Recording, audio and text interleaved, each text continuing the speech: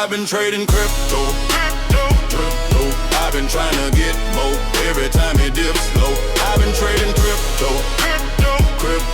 I've been trying to get more every time it dips low. Welcome to the ChainLeak podcast. I'm your host, Joshuwa. Today's episode is about worldwide Aeon Pay Access with Jöel from Dash. Welcome to the show, brother. Hey, how's it going? Thanks for having me. It's always a pleasure. Yeah, for sure. So for the listeners, give them a quick introduction of Dash and how long you guys have been around. Dash is an OG to the industry. Yeah, absolutely. So Dash has been around 12 years now. It's a long 12 years. One of the earliest crypto projects. First started as a dark coin, later rebranded to Dash for digital cash. First functioned as privacy, then focused on being more of a general purpose digital cash, which is what Dash is. Instant transactions, high scalability, low fees, all that stuff, but also pioneering the masternode system and hybrid security model and some other really cool things that we seen become a lot more standard in crypto today. Overall, looking at the most widely used use case for Dash, you would think is digital cash? Yeah, absolutely. That's kind of what it's best at, is being kind of like the original Bitcoin mission of being a money and payment system all in one. And it's what I've been personally using for my daily money since around 2016. And the year I closed my bank account and have been just only living on crypto, most of it has been Dash over that time. And so that's what I do. And that's what a bunch of people I know as well do all over the world, is use it for actual payments and money as a replacement for fiat and the banking system, which is kind of, in my opinion, the whole point of this whole crypto thing. Right. Now, for you as an individual using Dash for daily payments, what does that look like? Do you need specific merchants to accept Dash, or are there third-party services that you use to convert for native currencies or on a debit card? Yeah, so it's looked like a mix of all that. In the early days, there was just a couple things I could do with it directly, and then I had to figure out peer-to-peer kind of arrangements where, like, I'd pay someone for this and they'd do something for me, or I'd have to only go to like the 2 or 3 local businesses to me that like took it directly. Now it's a lot easier. There's several bill pay solutions that take Dash, so I can pay all my utility bills, rent, mortgage, whatever else, all just with Dash, and they get that handled for me. There's some spending functions in the Dash wallet that lets you spend at like major retailers, like let's say Walmart or Target or something like that. And sometimes even get a discount of like 5% or something like that. And of course, for all the in-betweens, there are some private debit cards that you can use to load like 30 seconds before you need it, and then just kind of go with that. So the whole suite is pretty well taken care of right now, and I'm trying to get more and more direct acceptance around the world after that. For those payment solutions that you just mentioned, are they converting Dash behind the scenes or at checkout, or is it some kind of other mechanism I'm not thinking of? Yeah, it depends on which one you're talking about specifically, but there's a bunch. There's a few that use gift card rails. So like, let's say I go to a Starbucks and it's $8.79 for whatever. I press $8.79, press go, and I get instantly a Starbucks gift card for $8.79. They scan it and it's done. It feels like I'm just using it, but it uses buying a gift card in the interim. There's other ones where you pay you actually send the Dash at the merchant technically takes it, and then they would auto convert back end. And then of course there's other places that I know local to me that just take and hold the Dash, which is, it's not super common these days, but hopefully it will be a lot more in the future. That's what I was thinking. I don't know the solution offhand. It's at the tip of my tongue, but there's one where as a business owner, you can accept cryptocurrencies, and when it comes to you, it's auto converted into your national currency, and then you can pull it back to your bank account, or you can spend it with a debit card they give you as a merchant, from a merchant's perspective. So that's a real cool thing. Do you guys have any partnerships with intermediaries like that to where the merchant could accept Dash, but it auto converts? Yes, there's quite a few. I would say most of those tend to be, outside of the US, for example, but there are some point of sale systems where you would pay with Dash and auto converts. There's a few of those out there. Some of the ones you might have been thinking of in the US is, for example, BitPay, which we're looking to try to get integrated into, but BitPay has been kind of the oldest of those. And then, of course, Jack Dorsey with Square has recently gotten that with at least with the Lightning Network to do that. But there are a few of those, and this Aeon Pay that we sort of mentioned at the beginning is one of those that does something similar to that, where you could pay it a ton of merchants, the merchants just take it, and then they get whatever they want back end. Okay, so let's go into that a little bit. You guys recently announced a major partnership that opens the door for 50 million merchants worldwide to accept Dash. So using Aeon Pay, what does that look like? What does the partnership entail? Yeah, absolutely. So we just recently started working with Aeon Pay, and so far what that has looked like is we have been integrated into their services. As far as any app using their service, you can now pay at 50 million merchants using Dash. And so far, it's integrated into a few mainstream wallets like OKX Wallet and Binance Pay and a few other things like that, where you could use Dash. It's also a Telegram mini app. And so you could use Dash through all of that to pay. Basically, from my understanding, from what I've been talking to with the heads, it should be in a lot of countries where it's accepted. It's a very standard payment method at merchants. So you see a little QR code on right by the register, you scan it and you can just go for it. And so that's what it looks like right now. What we do want to do in the future, in addition of course, co-marketing and things like that, a lot of promotions, is we're trying to get them integrated into our own wallet, our own Dash Pay wallet, native wallet. So hopefully that's the wallet that works for 100,000 plus merchants in the US already. And we're trying to expand to other countries. You add that in there too. Now you go on a trip around the world.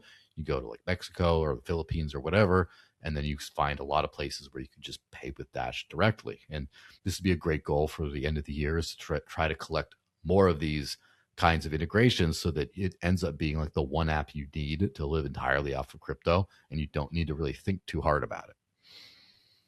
That's sick. Now, the Dash wallet itself, do you guys have a mechanism inside the application to convert into bridging on other chains, or is it specifically for Dash alone?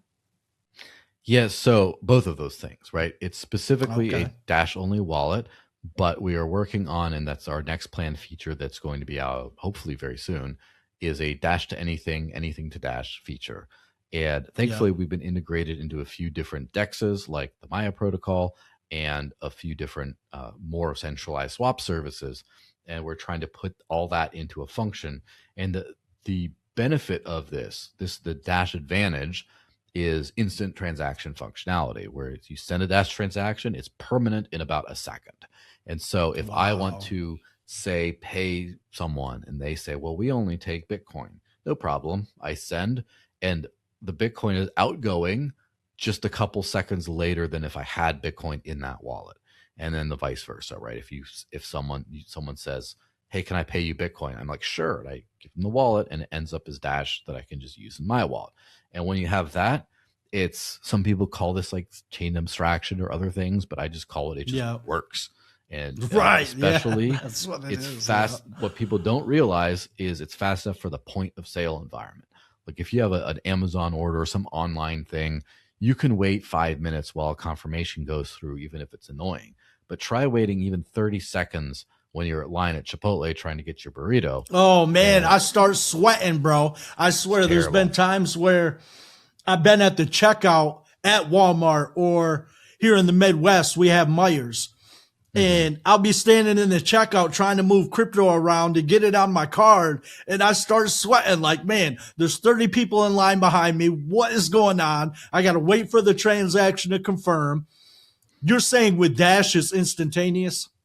Yes, absolutely. So if you wanted to say buy something like a gift card to pay with it, Yeah. and it's a 1, 2, 3 seconds later you got it, that's fine.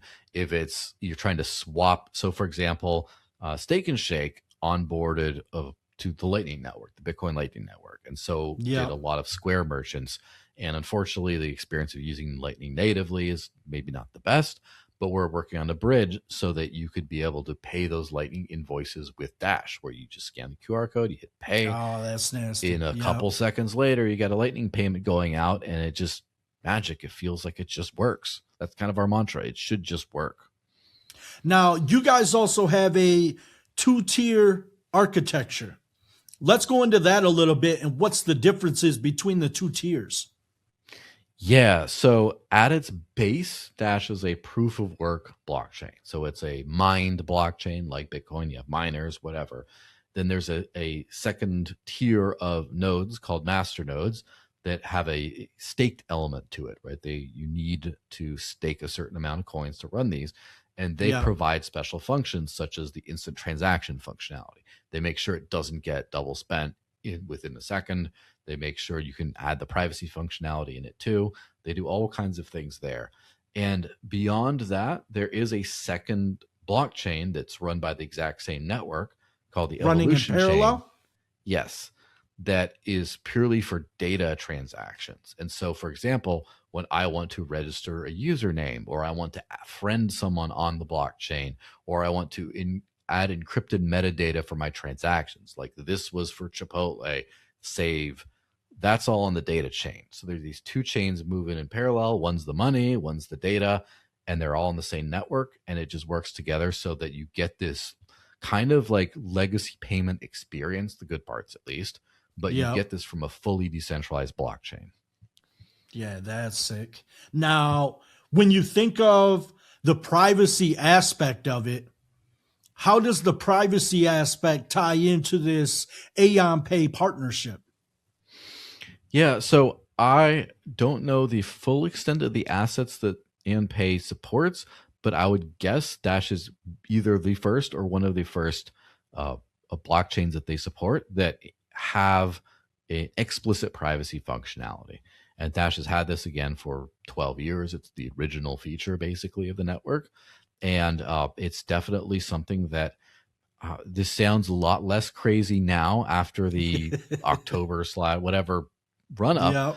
But I think that privacy is going to be necessary, not just hot, but necessary when we hit mass adoption over the next few years, where people are not going to use something where anyone, the barista you pay, can see your transaction history and how much money you have, and if they're going to club you over the head on the way out, take your money. They're not going to do that. And so you're going to need what I call MVP, or minimum viable privacy, in order to do this. And so Dash is, of course, made to be digital cash, which is a lot of things, including privacy. But this is one thing that you need in order to make this actual money that people will want to use.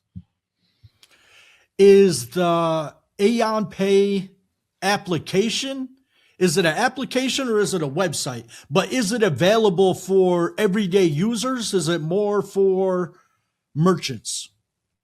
It's available for everyday users. It's an integrate. They do have their own, application and Telegram app, for example, but it's also integrated into a whole lot of wallets.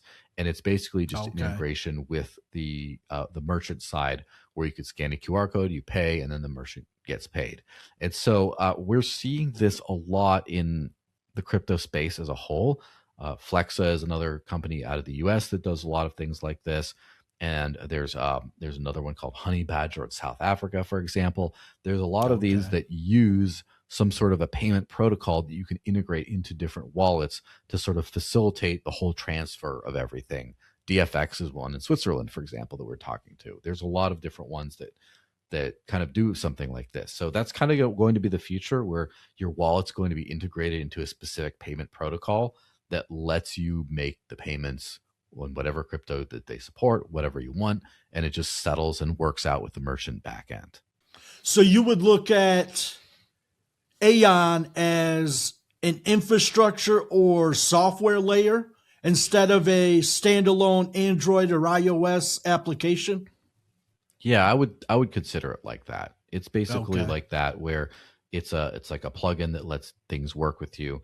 And so, for example, I have done a lot of like tap and pay stuff with like a watch that I have, and there's a bunch of things like, does the merchant accept NFC payments, like the near field contact payments, and then do they accept Google Pay, for example, and then there's a specific kind of Google Pay through the watch that they have to accept, and there are these little integrations that once everything is set up, everything looks like magic, it's smooth, etc. But there's a lot of moving parts, and to make sure everything is smooth and compatible to where you just take your phone out and press a button and it just works. Yeah, that's sick.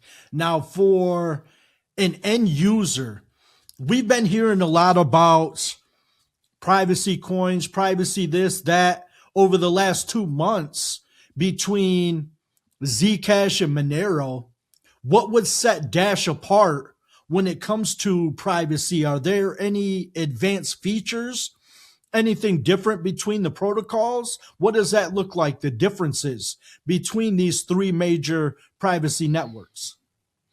Yeah, if I were to go into detail about how each of these things work, we might be here a while because it gets pretty intricate in how this whole thing works. But as far as what the user experience is, I kind of feel like Dash is the by far most usable one, where anytime you want to use it, transactions work. I could send you some Dash. You can send it immediately to someone else. It's all finalized. It all works. Zcash is the most cutting edge, I would say, experimental. Like, they've advanced the state of the art of cryptography a few times, like very like moon math type stuff. And it's, in some cases, there's some user experience trade-offs. And Monero's sort of in between, as far as it's like, maybe not, it's not as advanced as Zcash, but it also doesn't have the usability. So for example, if I have Monero and I want to pay you, I can send you a transaction, but then I have to wait 10 blocks, which is roughly like 20 minutes before I can send a second transaction. And so I've actually experienced this with a friend of mine at a conference. He bought something with Monero, and then he went down to the next booth. He wanted to buy a second thing, and he couldn't, because of a limitation of the way the network works. Yeah. Whereas with Dash, you don't really have that. And that's kind of where Dash turned from Darkcoin to Dash, is this recognition of, yes, privacy is very important, but you need to maximize usability. And with all we're focusing on with our privacy, et cetera, it's all in a way that will just always work for end users. Because if users can't use it and it doesn't work, it's not easy for them, they're going to use something else that's not private, and then they lose everything. They use all those benefits that we have here. So we're trying to just get it in the hands of the most people possible, make it work for everyone, not just, cypherpunk nerds with Guy Fawkes masks and a hoodie on and all that kind of stuff with dark mode on their Twitter feeds. Now, are Dash transactions private off rip, or is there a special feature you have to turn on and off for your specific transaction? Yeah, there's a special feature you have to turn off. By default, they're, of course, like any crypto transaction, they're not tied to your identity necessarily, and you get a new address every time. Yeah. Yes, and that's one thing that we're kind of focusing on, is making sure that there's a balance between transparency and privacy, because if everything is completely hidden on the entire blockchain, there's always chances of inflation bugs and other things going weird. And so basically, we're trying to be the most transparent, the most private blockchain that's also private, transparent. Yeah, that's crazy. Yes. That's a mouthful. It's hard to do, but we're trying to hit all three things. We're super usable, like anyone can use it. It is plenty private, so anyone who wants privacy can have it. And at the same time, the financial system, the entire Dash system, can be trusted in terms of, you can see where the money is, that no one does an inflation bug is running away with thing, that the whole supply isn't in charge of one person. You can kind of see all that. You balance those three things and you get like a really next level financial system. Now, we've talked about the speed for transactions on Dash. What does the cost per transaction look like? It's at the moment like of under 1/10 of a cent. It's like very low. That's right killing now. it, right? Now, when we get when price goes way up, because all denominated in Dash, right? If the price goes way up and we get a lot of usage, whatever, it might get to like the half a cent to a cent type range. But like, definitely I don't think we'd see a thing where it's like more than 5 cents, even at a massive, like mass adoption kind of thing. But like right now, dirt cheap, and it's supposed to be, because you should be able to just use your money, whenever. I kind of think that once it starts hitting 10 cents and above, people start to think twice about using it. 50 cents, so we're trying to keep to the point where the thing about global money, right? I would say maybe a third or a half of our users. It's really hard to tell because anyone can use this stuff. You can't tell who uses it, but probably around a third to maybe half are like US, Canada, Western Europe. But then we got a lot in Latin America, and then we got a lot in Eastern Europe and the Russian speaking part of the world. And a 5-cent transaction fee is very different for an American than it is a Venezuelan. Right. So we want to make sure this is money that works for everyone. Now, man, you saying that about transaction costs going over 50 cents. There was a transaction I was trying to send on Tron last week, and it was some USDC. And normally USDT on Tron is supposed to be fluid and liquid. But because I didn't have any Tron in that wallet staked, the transaction fee to send USDT was like $3.50 or something crazy. And I was like, whoa, how are people still using Tron when a transaction fee is $3.50? 90% of the world is not going to have Tron staked. So if they have to send a USDT transaction, it doesn't make sense to use Tron as an end user. Like they short sold themselves by upping the price of the transaction fees. That blew my mind. So you're saying Dash is a tenth of a penny? That's beautiful. That's like Ripple price for a transaction. You can get there instantly. And instead of being for the banking sector and that type of infrastructure, you get the privacy and transparency as an end user. That's incredible. Yeah, absolutely. And on the Evolution network, the data network that we do have token functionality. And so we're hopefully going to get some stable coins on there soon. But the way Dash has done it differently, there's a couple things that are different. First of all, these are done, they're called native tokens as opposed to smart contract tokens, where Ethereum, Tron, whatever, it runs a mini program, a smart contract before to send every token. And that's not necessary, and it costs computation, therefore it costs more money to do that. Whereas with Dash One, it just says send token to here. It's kind of built in. And so you don't have as much of an expense. The other thing is there's an option if you want to mint tokens. It's called contract owner pays gas fees. So you could say it to where, like right now, if you want to send USDT on Tron or something on ETH or whatever, you need the token, but you need a gas token too to send it. In this case, you could design a token on Dash where you don't need a gas token. You just need the token. And you could design it so that, let's just say you have USDC on Dash someday. Let's just assume. Then you could just have whoever issues that pay all the gas fees, but just charge fees in USDC. So if I sent you USDC and that's all you had, you could just send it. You wouldn't be like, oh, I need some Dash gas to make this work. Right, yeah, I've seen a couple wallets that let you send USDT and USDC without the gas fees. And you would take that percentage of USDT. So if it's 50 cents for the transaction, you just pay in USDT. I've seen it happen like that. But to have it on the chain layer, that would be incredible. Yeah, absolutely. And something that, again, part of the thing is we are a little late to the whole like token and decentralized application game and all this kind of stuff, but with good reason. It's because we decided to build everything right from the beginning, build it in a way that just is sensible and works.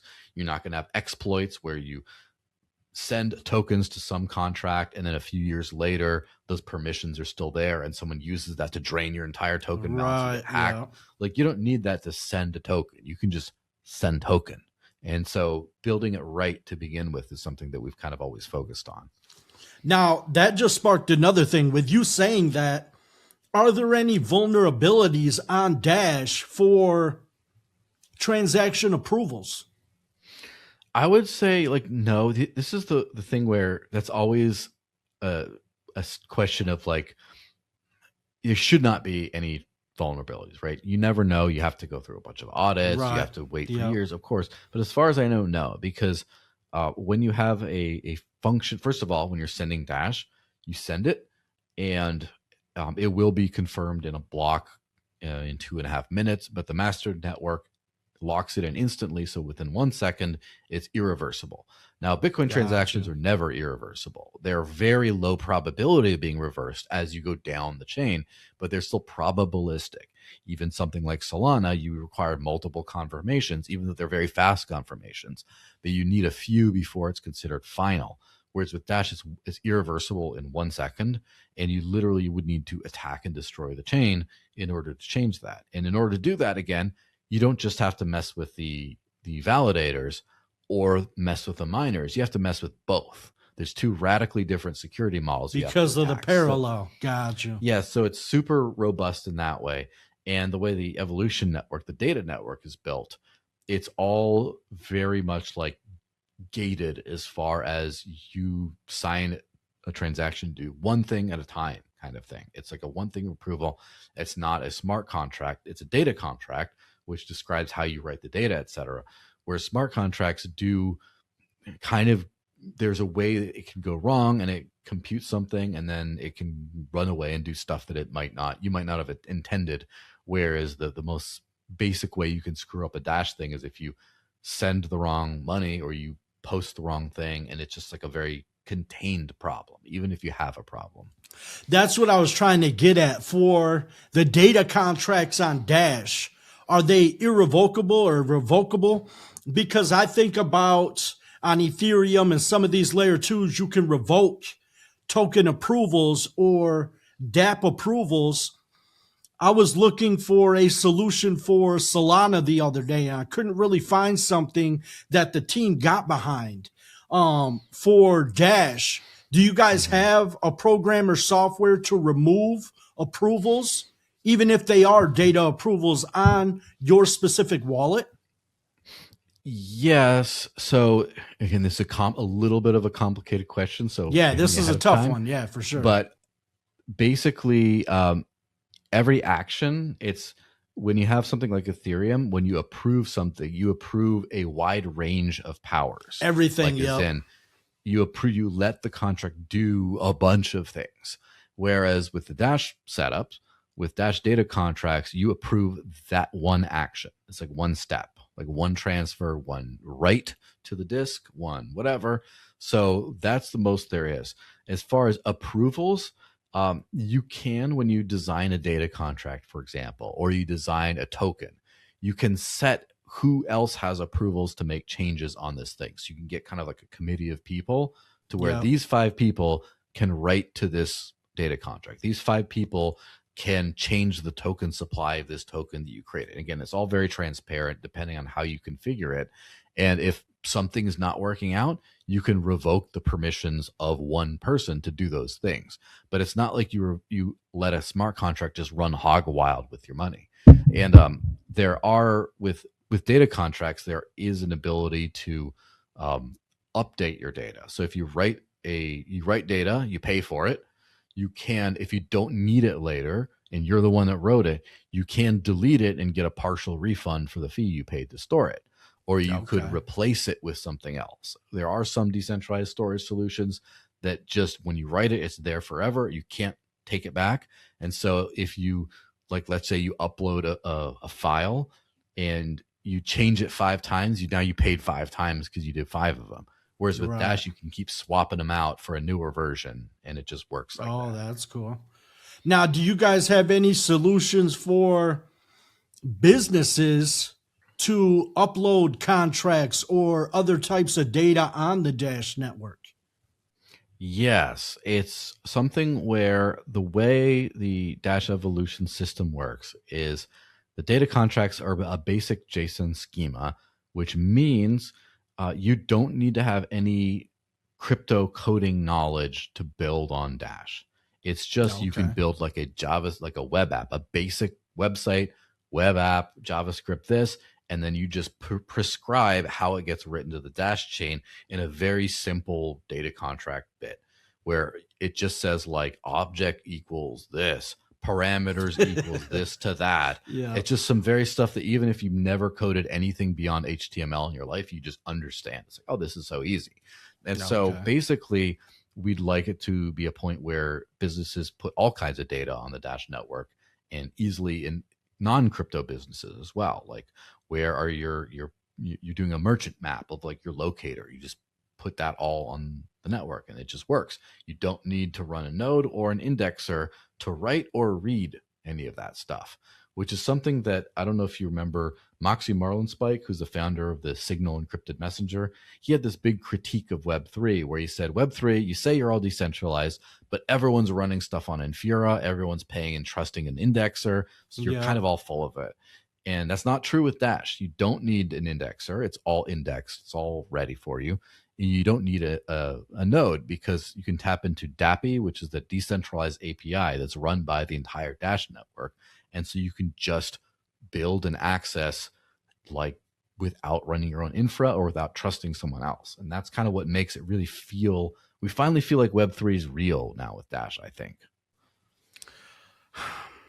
I'm trying to think of,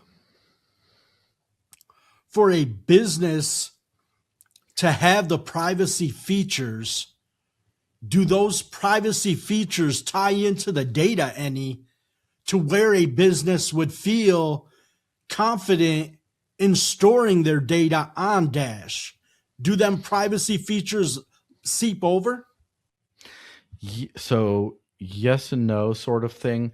The privacy features that are built on the main payment chain don't transfer to that at all. So that's payment specific. Okay. Yes. So far.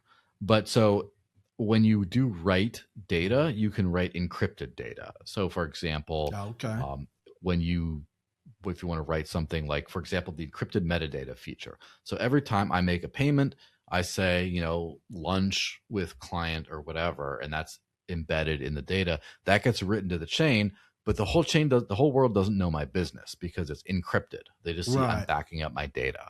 And so in that case, you could just say, like, if you run an accounting software, let's just say you want to keep all your transaction accounting for like tax purposes. You could keep all that on the Dash chain.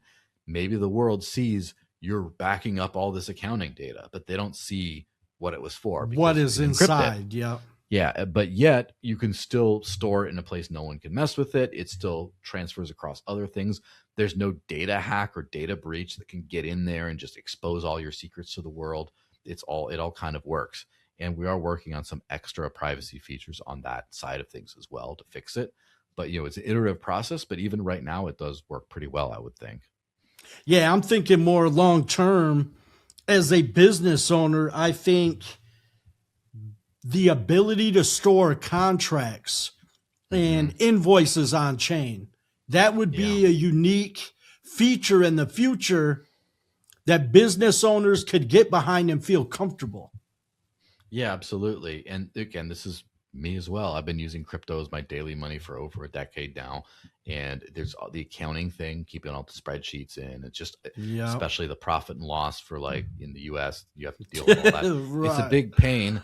And the good thing is when I use Dash, at least the Dash native stuff, I don't have to keep separate accounting. I don't have to have an Excel sheet as well as my wallet. I just have my wallet and it has all my accounting in it. And it includes the dollar price when I received and sent the transaction. That's all written encrypted, of course, on the Dash chain. So if I lost everything and all I had was my recovery phrase, I get back all my profit and loss stuff, all my accounting, all what was this for? Who did I pay here? That's all built in. And right now it's just built into the consumer like spending wallet called Dash Pay, but it's something that I would love to see, and hopefully we'll have something in relatively soon, like this year, where like a more business grade accounting suite built on the Dash blockchain. I think that would be a killer app that we don't really see that much in crypto right now. Yeah, speaking of the future, what other growth and developments do you see for Dash over the next 6 months to a year? Are there any goals in place for the network? Mm-hmm. Yeah. So obviously, as a decentralized network, anyone can do anything, and therefore there's no leadership necessarily, or leadership that can't be fired, kind of thing. So everything is just like, this is what I know from the other developers, and this is what my plans are. But this is, I'm pretty confident. First of all, I'd really love to get our Dash to anything, anything to Dash feature into the wallets. I'd love to expand our spending features, including the Aeon Pay and other things, to where we cover many countries. So it's not just in the US or just in some others, but like now we get to be a worldwide thing where this wallet just works for you. We're also we've also partnered with a company called Zebek, which has been making a lot of big moves lately. And is it Zebek or is it Zebek? I think it's I am not 100% sure. I'd have to ask them, to be honest, but it's the Z thingy, right? Yeah, the Z one, right? Yeah. So we already partnered with them for some prepaid card solutions to kind of bridge the gap in between. Yeah, they're big in payments right now. They're making noise for sure. We're hopeful we're using them to get Dash enabled in their payroll engine, so you could earn your salary in Dash all over the world. And we get that completed at that point. And we are working on a privacy overhaul for the Dash main chain that would make the privacy feature a lot more private than it is now, but also a lot easier to use and more efficient to use. And so we're working on that, hopefully middle of the year or something. That's out. And generally speaking, now that we've gotten the evolution chain to the point where you can deploy some easy decentralized applications on there, we're hoping to start doing a few hackathons and other things. And the goal is to have that chain full of transactions by the end of the year, where it's like almost at capacity, where people are building like their whole websites on there. They're blogging to the chain. They're putting their accounting on there. They're tokenizing their rewards points for their merchants on the Dash chain and sending in. They're doing all this kind of stuff. And it's just like a wide ecosystem. Everyone has a Dash username they're using to send and receive this stuff. I would love multi-coin wallets to use Dash's username and contact list system to send Bitcoin and Litecoin and other things. And we're talking with a few wallet providers for that. So I think it's really going to be a very exciting year in terms of all that stuff. Okay, now to circle back on the Aeon Pay, I read a couple articles this week about the partnership. And there were a few mentions of artificial intelligence and AI incorporated into this partnership. Could you tell us a little more about that so we have a better understanding of how AI payments come to Dash? Yeah, so to speak on a little bit about on crypto as a whole, the thing about fiat currency is that it's all tied to your human identity, your KYC. You get your ID, who are you as a person. Crypto is just who possesses the keys, and a program can possess the keys, and you could kind of do that. So I would say every single crypto out there is almost like AI native. Now, Aeon Pay, they're working in the AI sector to try to facilitate these kinds of payments, so you could potentially have an AI agent go out and there and actually perform these kinds of payments on your behalf. And of course, that's perfectly Dash compatible. And I think that it's something that we will see a whole lot in the coming years of you. For example, one thing is when you make payments in crypto, they're purely push payments, meaning no one can take your money out of your account. That doesn't work. You have to send it yourself. And that's where that's the bedrock of sovereignty. That's why crypto really matters. At the same time, sometimes you have to remember to pay all your utility bills because, you have to set a reminder because they're not going to take it out. You have to do it yourself. Right. Now, the midway point of that is you can give some of your money to an AI agent on your behalf and say, the first of every month, go pay this bill, go pay that bill, go pay this thing, go do the other thing. And then it just goes off and does all these things automatically. But you still have sovereign control over all your own money. You just give it to your AI executive assistant to kind of take care of for you. And so that's kind of like what all this stuff is about, as far as at some point we're going to have, like, for example, if you're running a program, you're trying to do Claude, you're vibe coding something, at some point you might run out of money, you might run out of like credits or tokens, and then if you have money already in the AI that then decides I'm going to top this up with more tokens and does it on your behalf, that just runs on its own. And we're going to run into a world where everything is just sort of running on its own if you set it up right. You have a little virtual robot army going around buying little things here and there, and then it just all works. And being able to incorporate and plug directly into AI agents, where if, let's say, you have like you're using it through Aeon Pay, where you have a bot or something like that that is running an AI agent, and it's already set up that way and doesn't say suspicious activity, cancel the payment, but it understands it's AI native. I think that we're going to really see a massive unlocking of productivity there. That's awesome. Well, this has been Worldwide Aeon Pay Access with Jöel from Dash. Thank you for being here, brother. Thank you for having me. Always a pleasure. All right, buddy. Have a good day. I've been trading crypto. I've been trying to get more. Every time it dips low, I've been trading crypto.